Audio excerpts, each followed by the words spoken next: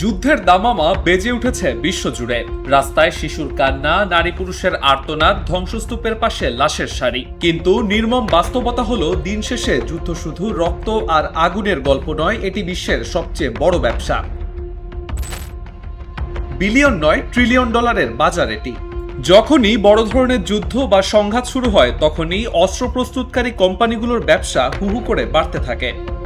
সাম্প্রতিক সময়ে মধ্যপ্রাচ্যের উত্তেজনা এবং বিশেষ করে ইরানকে ঘিরে সংঘাতের প্রেক্ষাপটে যুক্তরাষ্ট্রের প্রতিরক্ষা শিল্প আবারও আলোচনার কেন্দ্রে।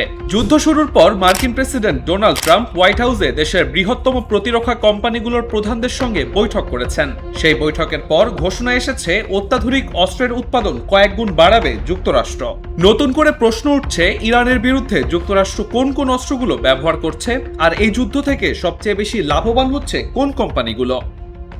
হোয়াইট হাউসে অনুষ্ঠিত সেই বৈঠকে বিশ্বের সবচেয়ে বড় অস্ত্র নির্মাতা কোম্পানিগুলোর কয়েকটির প্রধান নির্বাহীরা উপস্থিত ছিলেন। এর মধ্যে ছিল RTX Corporation, Lockheed Martin, Boeing, Northrop Grumman, BAE Systems এবং L3 Harris টেকনোলজিস সহ আরও অনেকেই। বৈঠকের পর এসব কোম্পানি অত্যাধুনিক অস্ত্র উৎপাদন 4 গুণ পর্যন্ত বাড়ানোর ব্যাপারে সম্মত হয়েছে, কারণ ইতোমধ্যেই তাদের কাছে জমে আছে বিলিয়ন বিলিয়ন ডলারের অর্ডার। কিছু অর্ডারের আকার এতটাই বড় যে তা অনেক দেশের মোট জিডিপির চেয়েও বেশি। যুদ্ধের আগুন জ্বলতেই লাভের অঙ্ক গুনতে শুরু করেছে মার্কিন অস্ত্র ব্যবসায়ীরা। বর্তমানে যুক্তরাষ্ট্র বিশ্বের সবচেয়ে বড় সামরিক ব্যয়কারী দেশ। 2025 সালে দেশটির সামরিক ব্যয় প্রায় $1 ট্রিলিয়ন পৌঁছেছে। এই অঙ্ক বিশ্বের সামরিকভাবে এগিয়ে থাকা অন্য 9টি দেশের সম্মিলিত ব্যয়ের চেয়েও কয়েক গুণ বেশি। ট্রাম্প প্রশাসনের লক্ষ্য 2027 সালের মধ্যে এই ব্যয় বাড়িয়ে $1.5 ট্রিলিয়ন উন্নীত করা।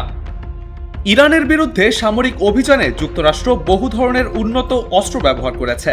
মার্কিন সেন্ট্রাল কমান্ডের তথ্য অনুযায়ী অপারেশন এপিক ফিউরি অভিযানে আকাশ, স্থল, সমুদ্র এবং ক্ষেপণাস্ত্র প্রতিরক্ষা বাহিনী মিলিয়ে 20টিরও বেশি ধরনের অস্ত্র ব্যবহার হয়েছে।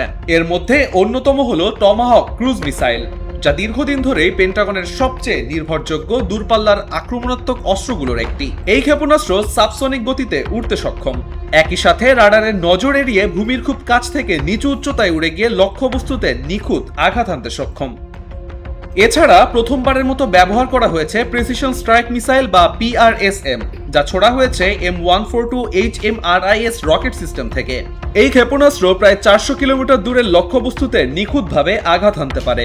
ইরানের সম্ভাব্য পাল্টা হামলা ঠেকাতে যুক্তরাষ্ট্র মোতায়েন করেছে উন্নত আকাশ প্রতিরক্ষা ব্যবস্থা, যেমন প্যাট্রিয়ট মিসাইল সিস্টেম এবং থার্ড। প্যাট্রিয়ট সিস্টেমটি স্বল্প পাল্লার ক্রুজ মিসাইল ও নিম্ন উচ্চতায় আসা হুমকি প্রতিহত করতে সক্ষম, আর থার্ড উচ্চ আকাশে ব্যালিস্টিক ক্ষেপণাস্ত্র ধ্বংস করার জন্য ব্যবহার করা হয়। এই সংঘাতে অন্যতম গুরুত্বপূর্ণ ভূমিকা রেখেছে ড্রোন প্রযুক্তি। প্রথমবারের মতো ব্যবহার করা হয়েছে low cost uncrewed combat attack system. নামের মতোই এর দাম তুলনামূলকভাবে কম, প্রতিটির মূল্য প্রায় $35,000। এটি অনেকটা কামিকাজি ড্রোনের মতোই কাজ করে থাকে। এর পাশাপাশি ব্যবহার করা হচ্ছে উন্নত মানের নজরদারি ও অ্যাটাক ড্রোন MQ-9 রিপার, যার উৎপাদন খরচ প্রায় $35 মিলিয়ন। ইরানের সামরিক স্থাপনা এবং ভূগর্ভস্থ বাংকার ধ্বংস করার জন্য যুক্তরাষ্ট্র ব্যবহার করেছে বিশ্বের অত্যাধুনিক যুদ্ধ বিমান। এর মধ্যে রয়েছে B-1 Lancer bomber, B-2 spirit এবং F-15 ঈগল, F-22 র্যাপটর এবং F-35 লাইটনিং। এসব যুদ্ধ বিমান থেকে 2000 পাউন্ড ওজনের শক্তিশালী বোমা নিক্ষেপ করা সম্ভব, যা মাটির গভীরে থাকা শক্তিশালী সামরিক স্থাপনাও গুড়িয়ে দিতে পারে। মধ্যপ্রাচ্যে যুক্তরাষ্ট্রের নৌশক্তিও ব্যাপকভাবে মোতায়েন করা হয়েছে।